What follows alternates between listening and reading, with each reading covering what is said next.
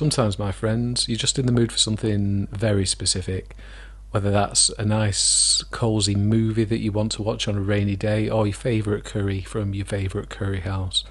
And for me in particular, I wanted to play Ninja Fantasy. I wanted to move through the shadows. I wanted to stalk my prey with meticulous precision. And I wanted to infiltrate high security compounds and retrieve documentation or materials undetected, using unparalleled feats of athleticism and agility that only a ninja can execute. Now, astonishingly, there seems to be very few titles in this category to choose from, or this very specific niche to choose from. Looking over my backlog, I did come across some games in my retro collection. None of them quite fit the bill in terms of what I was looking for on this occasion, but definitely some I will be returning to and some I won't. You know, the Master System and the Mega Drive offered a range of nice Shinobi titles back in the day. Certainly appealing, but more action and platformy based, and I was looking for more stealth and a little bit more modern. Obviously, the less said for the Mega CD effort, the better. That's just a QuickTime prompt FMV video. It would have looked good in the shops, I'm sure, in the day. But no, that will never be played by me again, my friends. The PS1 collection, now that did offer the prospect of Tenchu 1 and 2, but after 5 minutes with the game, I very quickly realised that I'm never going back to these games. The graphics I can forgive. Many PS1 games, although they're rough to look at, I should say, have a certain charm about them, to the graphics at least, but it's nothing to do with the graphics. This is the actual controls. You see, these games were built before analog thumbsticks were invented and before development teams fully worked out how to implement decent controls onto a 3D game. And I've got to say, in the case of the Tenchu games, I'm afraid they failed pretty miserably. Using the D-pad to control movement is one thing, but having to stand still, look up, down, left and right by holding L1 in combination with the triangle button as you try to navigate and look around to use your grapple hook, that is just not going to cut it for me in this day and age. So I've got to give a special shout out and kudos to 90s players there for both avoiding the temptation to destroy the D-pads by throwing them against the wall repeatedly, and also for the skill and determination of making it through those particular games with those control systems. A true feat of emotional fortitude and skill. So respect to you, my brothers and sisters out there. Next, moving on to the Sega Saturn. Now here we do have a pretty decent game that, although not fitting my needs for this particular occasion, I'm thinking I'll go back to at some point in the future. Yeah, Shinobi Legion. So this looks good fun, and it still holds up, especially when you're looking for some of that 80s B-movie cheese fest kind of inspired theme. So I'll definitely be looking to go back to that. As for the PSP version, that's pretty much the same story as the PS1 versions, although it's almost like it is a generation after the Saturn and the PlayStation. We're still getting to grips with the controls here, so still very clunky, very difficult to navigate and look around. One nub rather than two analog sticks, so it was a half step in the right direction. Graphics are noticeably better, but yeah, no, it's too difficult to control, and I'm not into this inverted y-axes that a lot of retro games seem to employ, early 3D titles seem to go for. Up should be up and down should be down in my world, not vice versa. Also worthy of note here are the Ninja Gaiden games. These are available on the Xbox, and at the time of putting this video out, they are also available on Game Pass. I did have a quick go at these, and I never actually played them back in the day, but I have kind of realised that for myself, these aren't really for me. They're very action orientated, which is fine, but my thumb was just tired after 10 minutes of playing these games. Very heavy on action and tapping away at the A, B, X, Y buttons, a bit too much so for me, but look fun, and for others they could be good. Again, not really the stealth that I was looking for either. And so, with the options assessed, we now come back to Aragami 2, the subject of today's review. Now, Aragami 2 was a game that I did initially try when it first released, but I quickly put it down on the Xbox Series X at launch, and that was due to a large number of performance bugs, primarily around the frame rate. Now, given that was a couple of years ago, I think it was around about the pandemic time, I thought to myself, I'll give this game another go. It's got to be patched by now, and after 10 minutes of the game, I was, pretty pleased with the results. The frame rate was holding up. And although, as I'll cover in more detail in my performance section later on in the review, there are a few hiccups here and there, it's certainly playable and nothing that will disrupt your enjoyment of the game. Now, before we get going, I just want to say that the footage you're going to see here today was captured on the Xbox Series X primarily. I did do a fair amount of play over the cloud using the Logitech GCloud on this one, both local streaming and over Xbox Cloud Beta. So I will show some footage from the GCloud as well when we get to those sections. I will make it clear whenever we look at the cloud gaming or the local streaming so that we can tell the two. The picture quality is noticeably lower than the Xbox capture footage, but if I don't mention it, then the footage that you're looking at will be the Xbox Series X gameplay footage. Start with the story. So I'm not going to go into spoiler territory or too deep on this, but what I will say is that the story here is serviceable. Serves as a mechanism to move the game along quite nicely, and while it's not going to win any awards, it's good quality B-movie stuff. Wouldn't look out of place in the mainline story for one of the old American ninja movies, to be honest. So yeah, quite enjoyable, if a little bit disjointed and slow, which I'll get onto a bit later on. So premise here, obviously you're a ninja, so you're part of a clan that doesn't fully reside in the natural world. You're kind of in a halfway house, partially spirit. Essentially, your clan is the Aragami, so you're not fully human. You sit in a spirit realm, like I've just said, and they're inflicted with a condition that sees the souls gradually deteriorate until they start to become mad, and they lose all memories of the once human selves. Now, obviously, there's always bad guys, and these bad guys are looking to try and breed and control their own army of Aragami by harvesting these crystals that contain the captured souls of the Aragami, and they want to utilise this to create their own army of super nimble and dangerous Aragami so that they can, well, do what baddies do and obtain more power and domination over others. Now, the delivery of said story is very basic, honestly. The characters' mouths are covered at all times, no doubt to keeping costs down with the animation, with the exception of one character in particular who does have a mouth but it never moves, so they're either speaking telepathically or we're just supposed to make it up in our own minds. I'm not too sure there, honestly. The cutscenes are in-game and they do what they have to do to move things along, but they are super basic, and the in-game graphics are used to like I say, to construct these cutscenes. The majority of the wider story is picked up through conversations with NPCs in your hub world or in the Aragami village here and there. Now, these types of interactions are always subtitled and non-voice acted, and they only take a few seconds to move through typically, so I skimmed over them to see what was happening, because I found it, you're playing the game, you might as well immerse yourself, hadn't you, right? They do tend to try and use this as a mechanism to start building some loose kind of relationships with your character as well. Your character is often referred to as either the warrior or Aragami. It can feel a little bit scattershot and disjointed, honestly, the story and the way it ticks along, and the real main villain of the story seemingly comes out of nowhere towards the end of the game, honestly, which is a bit, like I say, disjointed, but, it's not going to win any awards, but it does the job to move us along, and with a structure to accomplish, what it is that we're wanting to do, which is ultimately to get in there and be ninja-like. So the variations on display are built around themes of what you typically expect from a ninja and the various types of shenanigans that they're going to get up to. So you're going to be assassinating targets, you're going to be exploring and investigating what the enemy are up to, you're going to be sabotaging their equipment, infiltrating camps, rescuing kidnapping targets undetected, collecting certain items. There was a particular level towards the end, actually, that I found quite enjoyable, where you have to traverse a level and infiltrate a building, deliver a secret document without any detections. That was quite good. So yeah, overall, variety of different ninja type themes that you'd expect, and very, very apt, really.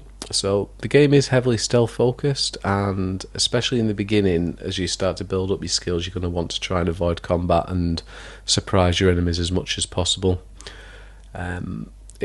As you complete missions, what happens is you gradually build up your skill level for each mission completed, and you're rewarded with points that you can then use to buy upgrades from the skill tree, or, as the game puts it, learn these new skills in the dojo within the village. Now, my favourites here were the Wraith ability, which allows you to turn invisible temporarily, very handy for obvious reasons. You've got a Jedi Mind Control type ability that's really quite fun to use towards the end, and there's loads to choose from. It could be quite a lot of fun to mess around. There was a point where I reset my skill tree and went back to the beginning. I did tend to find myself going back to the same ones, though, of the Wraith ability and the Jedi Mind Control as a rule of thumb. That and the Whisper, where you can lure an unsuspecting enemy out of a group, to help you cull the herd, as it were typically my main ones. You've also got runes, weapon upgrades and consumables, all typical video game type stuff, really. I did like the ninja stars and the cosmetic changes once I got myself to kind of like the midnight blue, which is how I'd expect a ninja to be kind of rocking in terms of his fashion sense. You're going for dark colours where you can hide yourself, aren't you? So black or a dark blue, really, maybe a bit of green in there, but I'm not going to be running around in bright yellow or anything like that, really. Now, money can be identified during the game via green highlighted items that appear when you use your ninja vision. Money is obviously used for things like your ninja stars, so it is of use, but you'll end up with so much money by the midway point of the game that it's really inconsequential, honestly.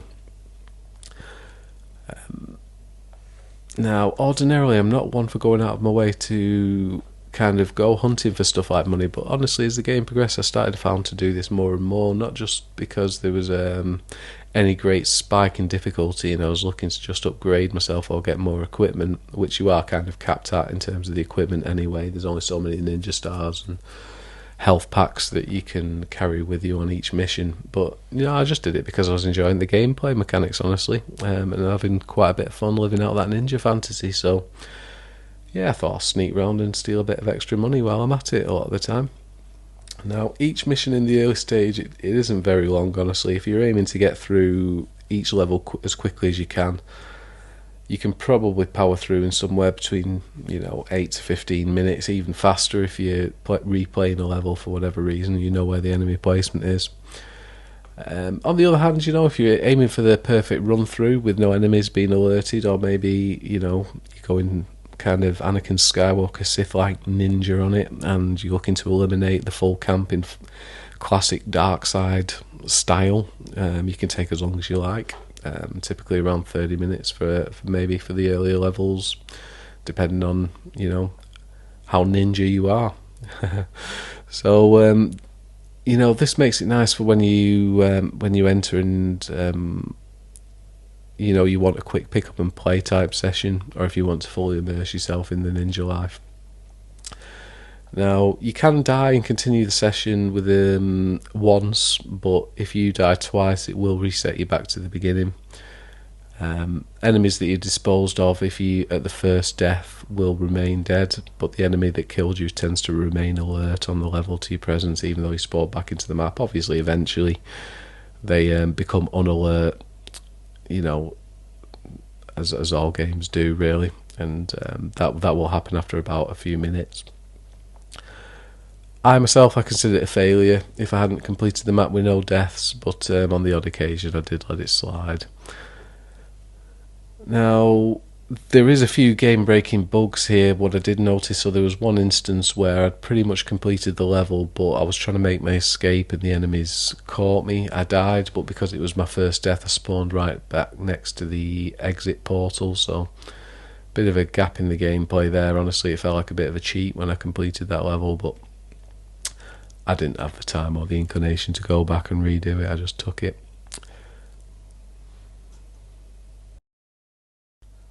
Rightio, so moving on to combat and stealth. So I have seen other reviews complain about the combat, but to me, honestly, this felt good.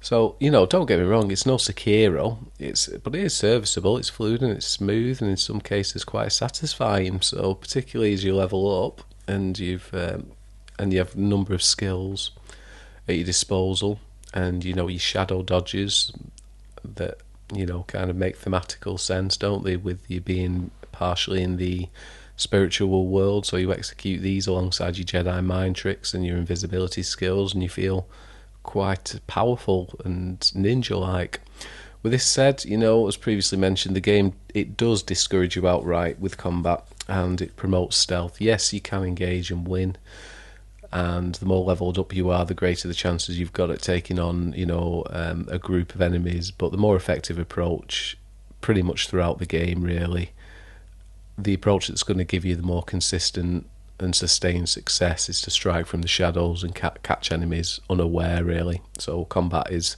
very much a last resort type situation. You know, one on one you've always got a chance, but when you're outnumbered, the odds do start to stack against you, and the enemies, you know, strikes, you can't take too many of them. So when you're stacked up against 2 or 3 at a time, it can get a bit much. As I say, you get a bit more leveled up, and you can kind of start to look to take those things on if you have developed your skill set in that area. But the majority of my playthrough was done via stealth anyway. So although I did have quite a few enjoyable battles, typically I would, you know, continue to stick with the tried and true striking from the shadows methodology that I employed. Swordplay can actually be quite fun. Learning to time your parries and using your shadow evade, crucial when dealing with more than one enemy, also whilst keeping an eye on your stamina bar, led to a combat system that felt, to me, pretty fluid and satisfying, if not earth-shatteringly great. Now, shurikens can be used for dealing with pesky enemies at range, but only on unsuspecting enemies, so once they're alert to your presence, they will start to parry the shurikens away. And this will force you into a scenario where you need to go into sword combat with them if they know where you are, which I thought was a nice touch. It keeps the emphasis of the game on stealth, which, you know, is what this game is about, really, and gives you some crispy like ninja swordplay in the meantime when you do have to engage. As the game progresses, the shurikens do start to become a little less useful. They don't one-hit kill the tougher opponents, meaning that the value in taking out a couple of enemies to call the herds diminishes a little bit as you start to encounter the tougher enemy types, unless you're patient enough to wait for them to become unalert again. But, you know, you could spend quite a lot of time hiding in grass or in the shadows if you decide to go with that approach. Now, as with all good stealth games, you do have the option to incapacitate your enemy. This is less, rather than kill them or execute them, this is less messy and less likely to alert the other troops. There's no board, and you know, you don't have to hide the body.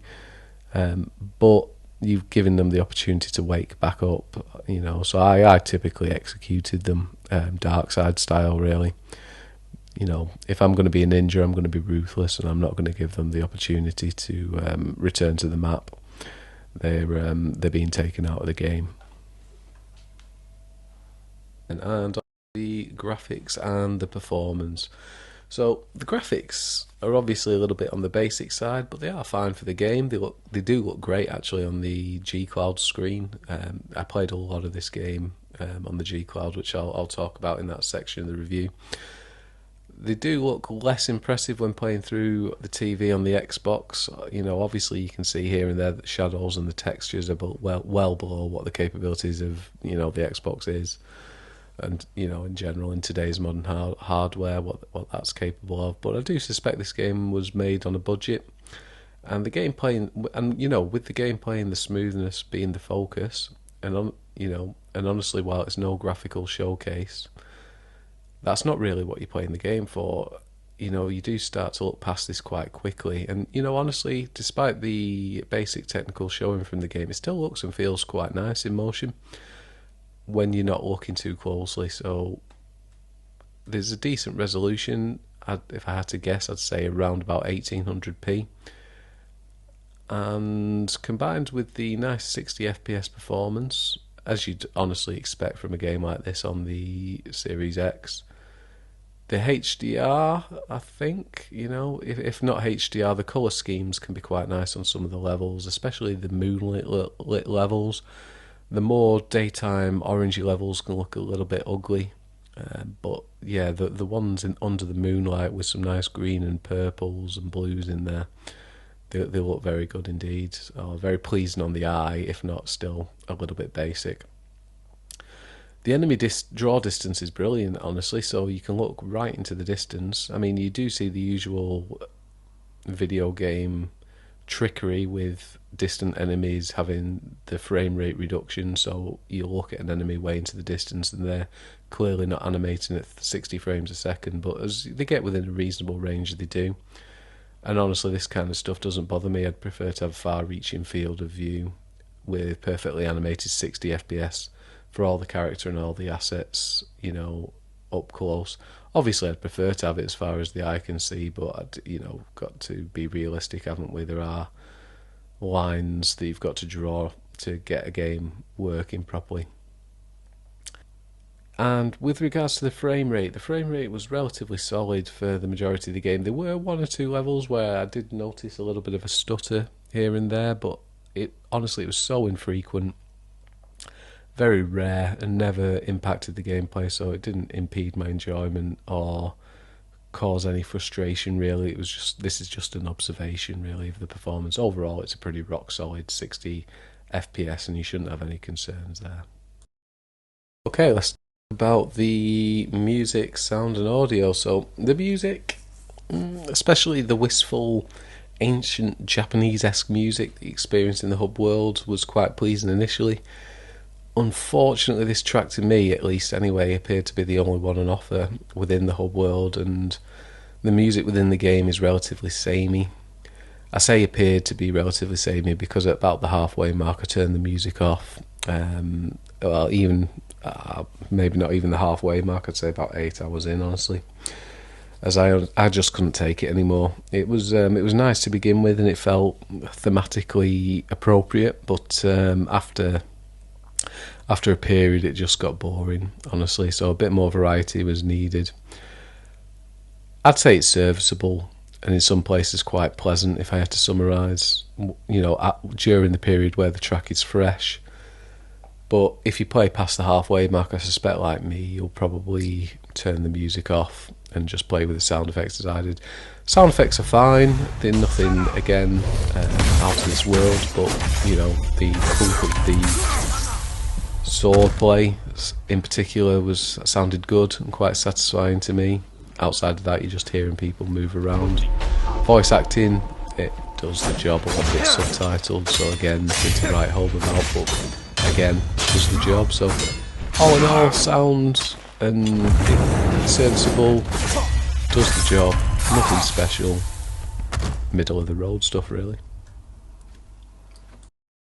Through what I liked and what I didn't like about Aragami 2. So I say after around about 4 or so hours, depending on how quickly you're moving through the game or how much you're taking your time and, going full on ninja, sim, stealth-esque on the game, you'll start to see the same levels introduced as part of your missions. The first time this happened, probably a few hours into my gameplay session, I do confess I felt my heart sink a little bit here, and I thought to myself, oh no, here we go again. I've seen what this game's got to offer already, and it could be the point where I stop playing.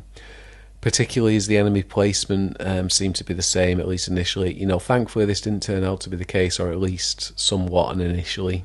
What pleased me was that the reintroduced levels had actually been opened up to include additional areas, and I actually found that although the enemy placement started to change in later levels, my knowledge of the environment allowed me to zip around the level quite fluidly through a combination of my familiarity with the level design and also my more finely tuned ninja abilities and general skill set proficiency with the game in general that had been honed from my previous run-throughs and my increased skill set from my ability to both play the game and also the skills I'd acquired from the dojo. Now, new enemies are placed as the game progresses, which was, good, if not a bit slow in coming. And the new enemies did force me to rethink how I navigated the reintroduced levels, and they gave me a new newfound sense of threat. This happened around about the halfway point of the game, which for me was around about 8 to 10 hours in, and it really was a good thing when that came around because the game really did need it at that point. So the game does open up and introduce additional areas to levels late in the game in particular, and as the game progresses, but you will find yourself replaying the same level over and over again, with slightly different objectives, a little bit too much on occasion, and on more than one occasion I did find myself thinking, not this level again. Story, as I think I've mentioned earlier on in this review, the real main bad guy is only introduced towards the end of the game, and it just seems to come out of nowhere. It did feel a bit strange and disjointed when the reveal occurred, actually. But it at least signified that some kind of progression was taking place, and an indication that things were starting to move towards some kind of climax after quite a prolonged period of meandering, honestly. Now, the game does make you feel like a ninja, so waiting in the shadows, moving silently between locations, hunting your prey and planning your next move to jump out of the grass and slowly cull the herd one by one. That's where the fun of this game was for me. You know, you've got fluid movement, the movement and the controls really outstanding. Do you know, the general gameplay mechanics, allowing you to move quickly, silently, elegantly and nimbly around your environment, just like a true ninja would. That was exceptional, and the controls really are very intuitive, so total respect and kudos to the developers there. They really did nail this, and it was really nice stuff. Now, the game is essentially a ninja sandbox, and it gives you the freedom and the creativity in terms of being able to be whatever kind of ninja you want to be. Do you want to try and sneak through the shadows undetected? You can do it. Do you want to be the ninja equivalent of Anakin Skywalker and go pure dark side, slaughter an entire village without mercy? You can do that as well. You can also use distractions such as killing enemies at distance with a shuriken to create a diversion while the enemies are searching for a certain area as a result of that said diversion. You can sneak past them to reach your target destination, so all kinds of creative ways to approach the levels in ninja-like fashion, so very, very nice. Yeah, enjoyed that a lot. The 2-death rule can add a bit of tension to the gameplay too. Now, I know that I did say earlier on that I did consider it cheap, but honestly there's some levels later in the game where you didn't fancy starting again. So there were many scenarios where I found myself too far in to want to restart after, back to my first death, but I still had plenty to do, and with the prospect of one more mistake meaning I had to start the level again from the beginning, particularly as the enemy types were starting to get a bit more challenging. The tension was quite real in some of the later levels, and this was great. It really did add to that feeling of having to sneak around and be good at your job of being a ninja. Now, after what seemed like quite a long time playing the game, I felt as though I was progressing. I was wondering what all the fuss was about regarding the padding that I'd read about online. So, although I hadn't been keeping track of the number of missions that I'd done, I'd read online that there was around about 51 missions in total.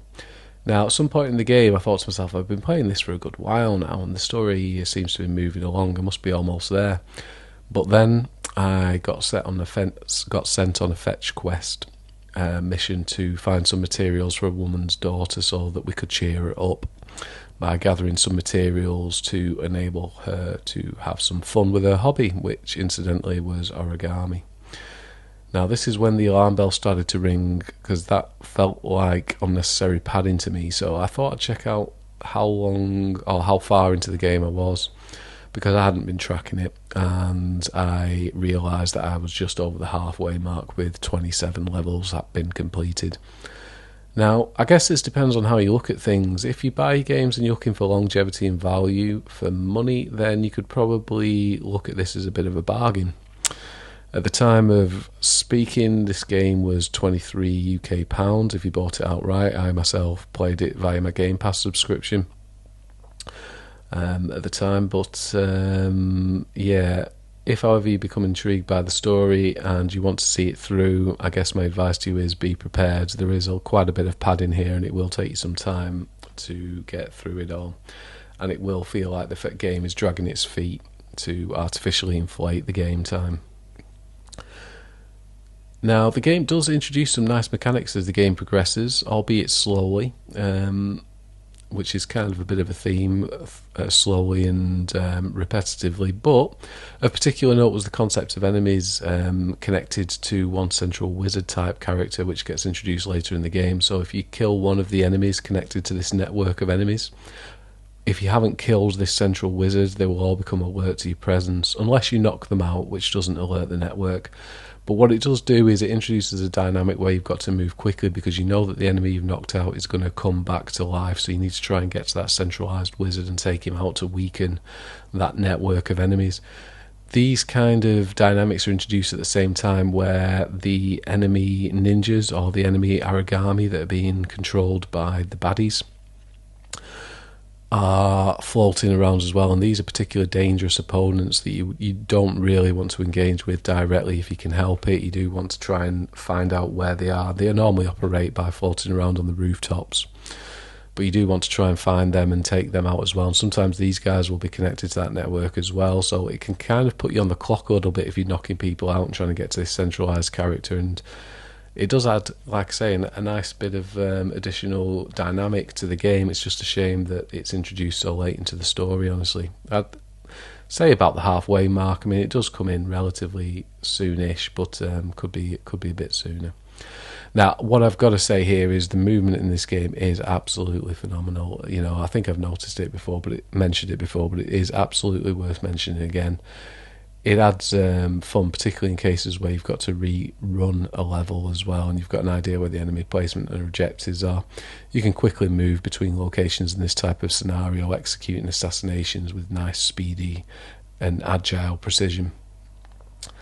I can imagine this game is actually quite fun for speed running, honestly, on leaderboards if you're so inclined. So, yeah, absolutely worth mentioning that one. Now, in relation to the ninja skills and the items, such as the shurikens, whilst these aren't completely necessary to complete missions, they do add a nice layer of fun to the experience. They allow you to try different ways to creatively explore how to deal with enemies and complete objectives. Whilst the hardcore out there would probably lament that you could complete this game without them, thus rendering them essentially useless, I guess, I myself appreciated this as it allowed me to play around with executing on a variety of different play styles and ways to deal with problems, and, you know, therefore live out that ninja fantasy. The rooftop ninja battles in particular can be awesome when you do have to engage with the enemy-controlled Aragami, particularly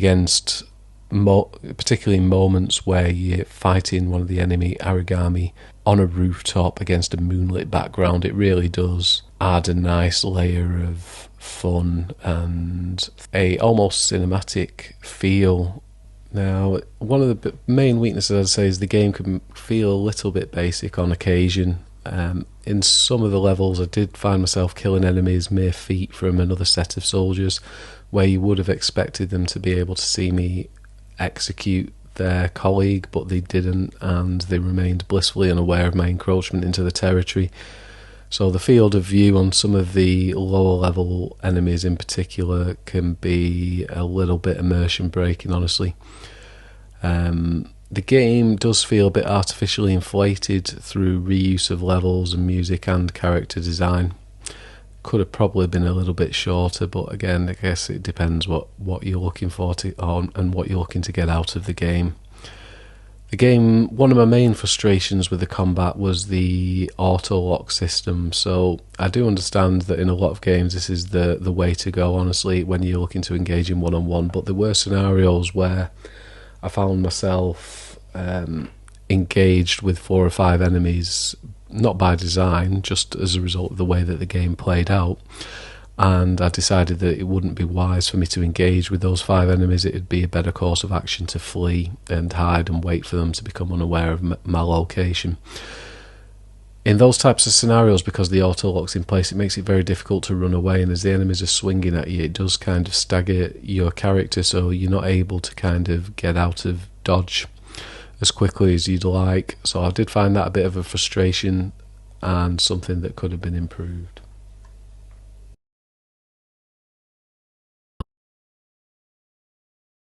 In my case, the Logitech GCloud, so both local streaming and xCloud beta, they both work great for this game. I'd honestly say around about 40% of the 30 or so hours that I put into the game was me relaxing in bed with the GCloud. The game really is perfect on a handheld for a chilled out pick up and play session. If you want to just relax and sneak around being a ninja for an hour or so at the end of the day before putting your head down, it really does fit the bill nicely. And, you know, a nice little bonus, honestly, after turning the music off, as I've mentioned, you know, I did that about halfway through the game, found myself listening to a series of podcasts and audiobooks in the background while playing the game with just the audio on so I could hear people coming. it really was a nice time, and a nice way to round off my day. So yeah, massive shout out to the performance. The controls felt snappy, especially in my case. I use local game streaming as my main method of play because I am just playing within the house and just playing in a different location. But on the odd, like I say, on the odd occasion where I played over the cloud as well, the controls were responsive. This kind of game works great online. I also have to say that on the Logitech GCloud in particular, as you're playing this game, the graphics really do look very nice and crispy.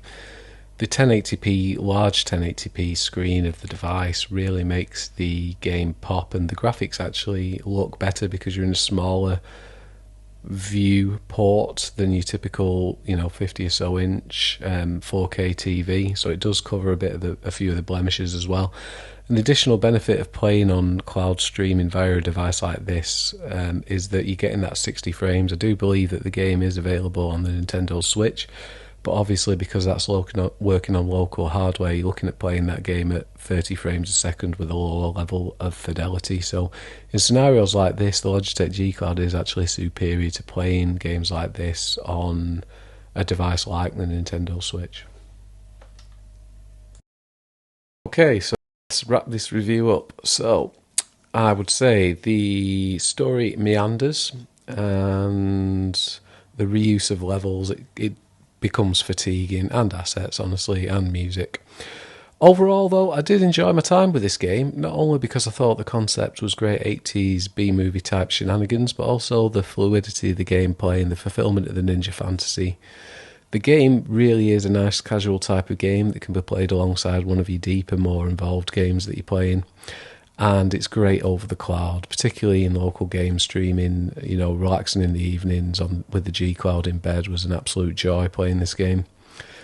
While I enjoyed the music initially, especially in the hub area, with some lovely and wistful oriental type inspired music that was totally fitting of the ancient Japanese setting.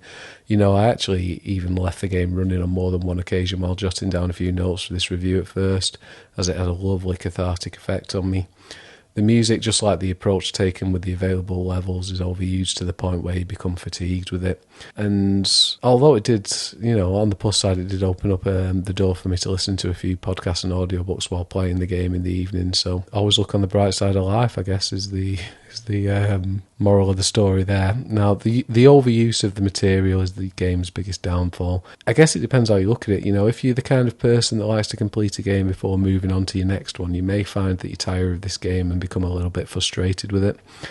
If, however, you're happy having a game in your backlog that you come back to intermittently when you're in a specific kind of mood, obviously in this case being a ninja, or you're looking for that ninja stealth-like fantasy to be fulfilled, then you may find that this game turns out to be a bit of a hidden gem for you, honestly. The gameplay mechanics are fun, and the game does what it suggests it will. It'll make you feel like a ninja.